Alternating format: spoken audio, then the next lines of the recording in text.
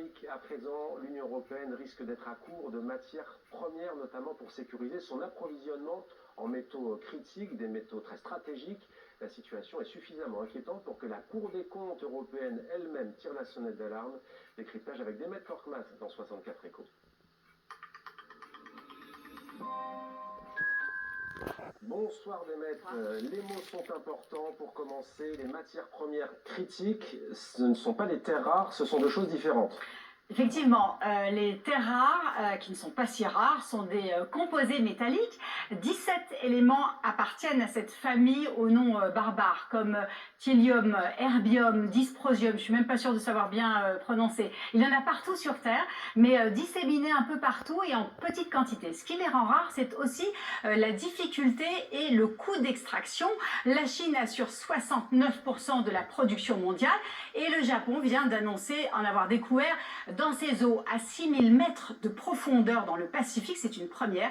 Il s'agirait du 3e gisement au monde avec l'équivalent de 730 ans de consommation mondiale. Et puis enfin, les États-Unis ont décidé de leur côté de constituer une réserve stratégique, comme pour le pétrole, pour assurer la continuité de leur approvisionnement. Et quand la Cour des comptes parle de matières premières critiques, Demet, il s'agit de quoi exactement, la Cour des comptes européenne, Alors, dans ce cas-là, il s'agit de lithium, de cuivre, de nickel, de cobalt, de graphite ou encore de manganèse. On les utilise dans des technologies de pointe comme l'industrie automobile, comme les batteries, les éoliennes, le photovoltaïque ou encore les câbles sous-marins.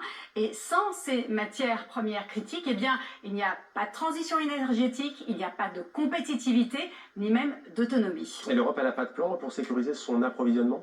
Alors, l'UE a bien mis en place un plan, mais à ce stade, il n'y a pas de résultats tangibles. Il existe des projets d'extraction en Europe, mais ils sont encore très peu développés. Il existe une production déjà en Suède, en Finlande et en Espagne. En revanche, les projets au Portugal sont en attente, voire bloqués. Et la République tchèque, qui dispose de l'une des plus grandes réserves de lithium en Europe, eh bien, son projet d'exploitation est encore en phase de développement. Alors les 27 espéraient combler également leur retard grâce notamment au recyclage. Mais là encore, les objectifs sont loin d'être atteints.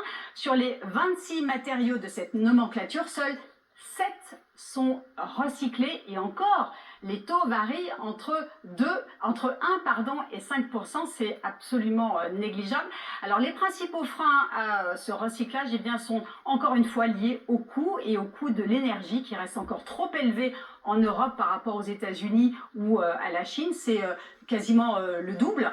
L'Europe doit donc encore est loin d'avoir atteint ses objectifs. Il y a encore du travail pour passer, son objectif est de passer sous la barre des 50% de sa dépendance à la poignée de pays qui concentrent la production de ces matériaux critiques. Merci beaucoup Demet pour ce point très clair donc sur cette actualité économique et ce côté très stratégique, on l'a compris, de ces matériaux. Vous regardez 64 minutes.